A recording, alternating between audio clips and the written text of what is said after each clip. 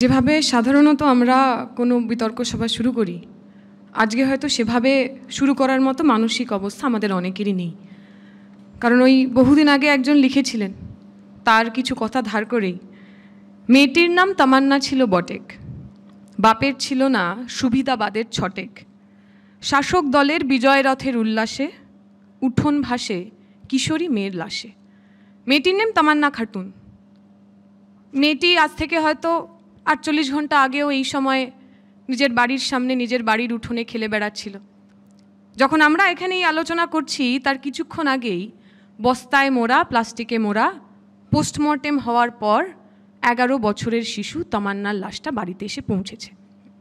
ওই ভিডিও যারা দেখেছেন, ওই ছবি যারা দেখেছেন, যাদের বাড়িতে সন্তান রয়েছেন, এখানে যারা আমার বিরুদ্ধে কথা বলবেন অথবা আমার এ পাশে যারা বসে আছেন, আমার দলের, অন্য দলের যে কারুর যার বাড়িতে সন্তান রয়েছে, তারা ওই 11 বছরের ছিন্ন ভিন্ন মেয়েটার শরীর দেখে, মেয়েটার যে মৃতদেহ, সেই মৃতদেহের চোখটা পর্যন্ত বন্ধ ছিল না, চোখ খোলা একটা মেয়ে, 11 বছরের মেয়ে, গলায় স্প্লিন্টার বোমের দাগ, তার মা বুকে নিয়ে কেঁদে ভাসাচ্ছেন, বাড়ির লোকজন আশেপাশে তাকে ঘিরে রয়েছেন। কি অপরাধ ছিল ওই মেয়েটার? 11 বছরের মেয়েটার অপরাধ কী ছিল? চোর ছিল, ডাকাত ছিল, সন্ত্রাসবাদী ছিল, জঙ্গি ছিল, দাঙ্গা করতে গেছিল কোথাও, নিজের বাড়ির উঠোন থেকে বাড়ির সামনে একটু স্নান করতে গেছিল, ফেরার পথে যখন শাসক দল বিজয় উল্লাস করছেন, প্রচুর ভোটে জিতেছেন, তারা খবর পেয়েছেন, সেই বিজয় উল্লাস করতে করতে আসা উন্মত্ত জনতার স্প্লিন্টার বোমায় মেয়েটি খুন হন। অনেকে কথা বলতে পারেন যেটা নিছক দুর্ঘটনা, বিজয় মিছিল থেকে একটা বোম হঠাৎ করে চলে এসছে, কিন্তু যারা ওই রিপোর্টিংগুলো দেখেছেন, ওর মা বাবার কথা শুনেছেন, বাড়ির লোকের কথা শুনেছেন, তারা জানেন ওটা কোনো নিছক দুর্ঘটনা ছিল না। যারা বোম নিয়ে ঘুরে বেড়াচ্ছিল, সকাল থেকে ওই এলাকায় বোমাবাজি হয়েছে। কেন? কারণ ওই এলাকায় যে গরিব মুসলমান শ্রমজীবী মানুষগুলো বসবাস করেন, তারা শাসক দলকে ভোট করেননি। তারা মুসলমানদের বাঁচতে তৃণমূলকেই ভোট করতে হবে, বিজেপিকে আটকাতে তৃণমূলকেই ভোট করতে হবে, এই মিথ্যে কথাটায় বিশ্বাস করেননি।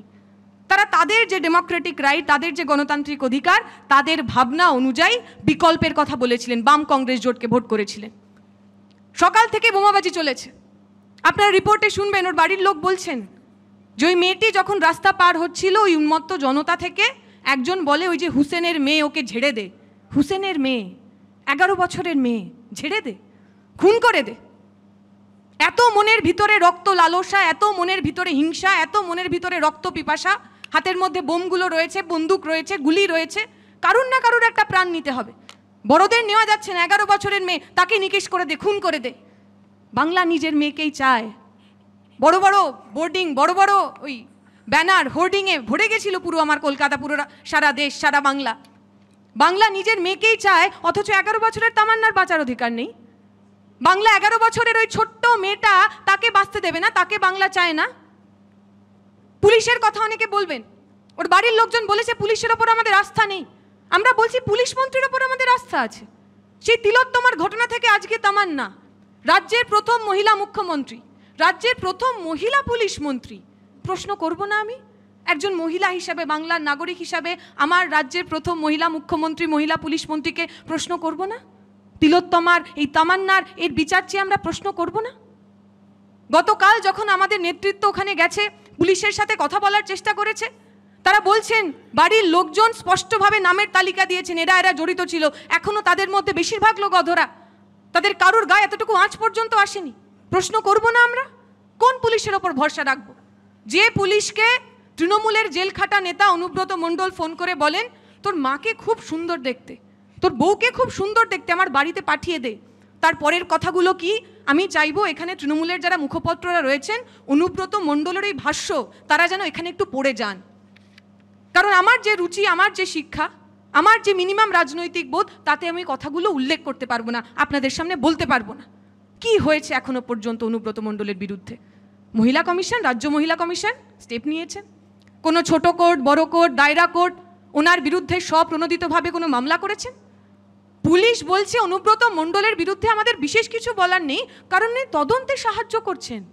আপনি ভেবে দেখুন, তৃণমূলের এখানে যারা বসে রয়েছেন, আমি তাদেরকে বলবো, আপনাকে ফোন করে কেউ যদি এ কথা বলে, আপনার বাড়ির মহিলাদের রেপ থ্রেট দিচ্ছে, ধর্ষণের হুমকি দিচ্ছে, সেই লোকটি, সেই ক্রিমিনালটি তিনি ঘুরে বেড়াবেন, আর যে পুলিশ আমার ট্যাক্সের টাকায় আমার পরিবারের মানুষজন, সাধারণ লোককে নিরাপত্তা দেওয়ার জন্য তৈরি করা হয়েছে, তিনি বলবেন তাকে আমরা কিছু করছি না কারণ তিনি কোঅপারেট করছেন, তদন্তে সহযোগিতা করছেন। একজন সাধারণ মানুষ হিসাবে, পশ্চিমবঙ্গের মানুষ হিসাবে এই রাজ্যের প্রশাসনের ওপর কোথা থেকে কেন কেউ ভরসা করবে? আমি চাইতাম, আমি ভেবেছিলাম আমি যখন শুরু করব তখন আমি বলবো যে 11 বছরের একটা মেয়ে খুন হয়েছে, আসুন আমরা অ্যাটলিস্ট 11 সেকেন্ড নীরবতা দিয়ে আমাদের আজকের এই বিতর্ক সভা শুরু করি। পরে মনে হলো ওই 11 সেকেন্ডের নীরবতাও আসলে খুব কানে লাগবে। পশ্চিমবঙ্গের বুকে অন্যায়, অত্যাচার, তার বিচার না পাওয়ার যে স্তব্ধতা, যে মৌনতা, সেই মৌনতা আসলে খুবই হৃদয় বিদারক, খুব কানে লাগে। বলে না, sometime the silence itself is very ডিফেনিং। এমন স্তব্ধতা যা আমাদের কানে কালা করে দেয়, আমরা কিছু যেন শুনতে না পাই। আমরা চাই এই স্তব্ধতা, এই মৌনতা, এই সমস্ত অন্যায় অত্যাচারের শেষ হোক। কিন্তু শেষ করবে কে?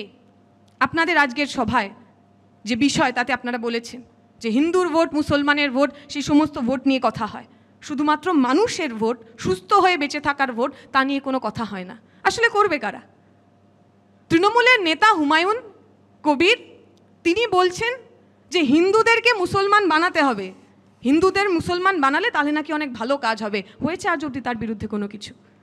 তৃণমূলের নেতা ববি হাকিম তিনি বলছেন একদিন উর্দু ভাষায় কলকাতার বেশিরভাগ মানুষ কথা বলবেন। হয়েছে তার বিরুদ্ধে কিছু? পশ্চিমবঙ্গের বুকে এই যে কম্পিটিটিভ কমিউনালিজম, একদল লোক তারা বলবেন যে হিন্দু রাষ্ট্র তৈরি করতে হবে, হিন্দুদের বিজেপিকে ভোট করতে হবে, হিন্দু খতরে মে হ্যাঁ, হিন্দুও কো বাঁচানে কে লিয়ে বিজেপি মে আনা পড়েগা। আর একটা পক্ষ ক্রমাগত সংখ্যালঘু ইমোশন, সংখ্যালঘু সেন্টিমেন্ট, তাতে তা দিয়ে যাবেন। সংখ্যালঘু মানুষের ভালো থাকা, সংখ্যালঘু মানুষের চাকরি, সংখ্যালঘু মানুষের শিক্ষা, সংখ্যালঘু মানুষের সামাজিক রাজনৈতিক অধিকার, তা নিয়ে কোথাও কোনো কথা হবে না। অথচ এই সেন্টিমেন্টটা নিয়ে, সংখ্যালঘু সেন্টিমেন্ট নিয়ে প্রতিদিন প্রতি বছর পশ্চিমবঙ্গের বুকে নির্বাচন হয়ে যাবে। আমি আমার কথা দীর্ঘায়িত করব না, কিন্তু একটা কথা বলে আমি শেষ করব।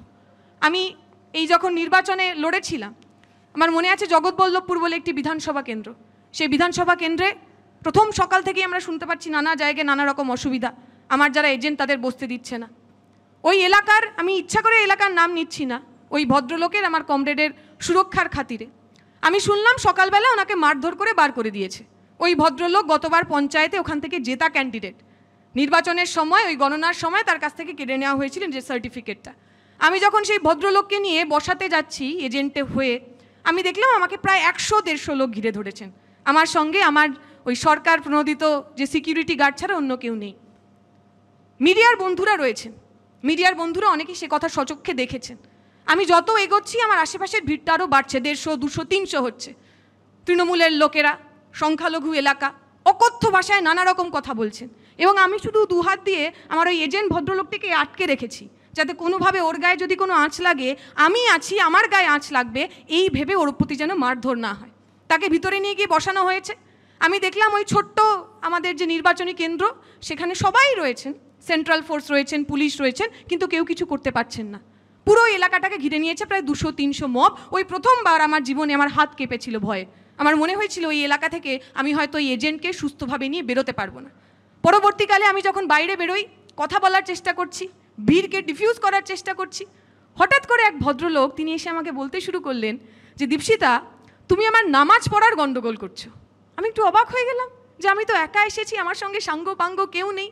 যারা প্রথম থেকে চেঁচামেচি করছে, আমাদেরকে থ্রেট করছে, অশ্রাব্য ভাষায় কথা বলছে, তারা সব আপনার এলাকার লোক, তৃণমূলের লোক। তিনি আমার কোনো কথা শুনলেন না এবং তারও স্বরে এই একটা কথা ক্রমাগত বলতে লাগলেন, তুমি আমার নামাজ পড়াতে অসুবিধা করছো। পরে জানা গেল যে গুন্ডারা ওই আমার এজেন্টটিকে মারধর করেছিলেন, এই ভদ্রলোক যিনি হঠাৎ করে নামাজি হয়ে উঠেছেন, তিনি আসলে ওই লোকটির বাবা।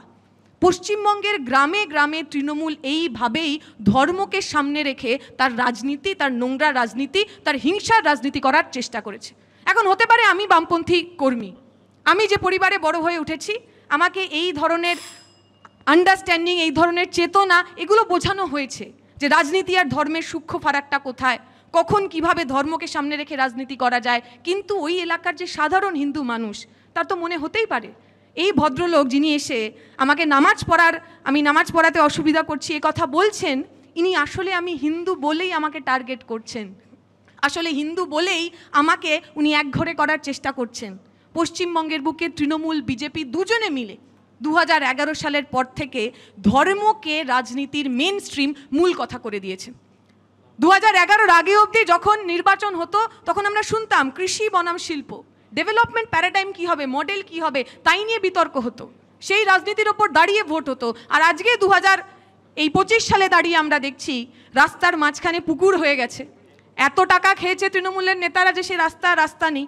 রাস্তার এক পাশে তৃণমূলের একজন ঝান্ডা নিয়ে বলছে জয় জগন্নাথ, রাস্তার ওপাশে একজন বিজেপির ঝান্ডা নিয়ে বলছেন জয় শ্রীরাম। এই জয় শ্রীরাম এবং জয় জগন্নাথ এই দুজনকে আলটিমেটলি রাজনীতিতে এনে আসলে শ্রীরাম এবং জগন্নাথের যারা পুজো করেন তাদেরই যে ভবিষ্যৎটা লোপাট হয়ে গেছে, এই গতকালের নির্বাচন, গতকালের হিংসা আরেকবার সেই আয়নাটার সামনে আমাদের দাঁড় করিয়ে দিয়েছে। ধন্যবাদ।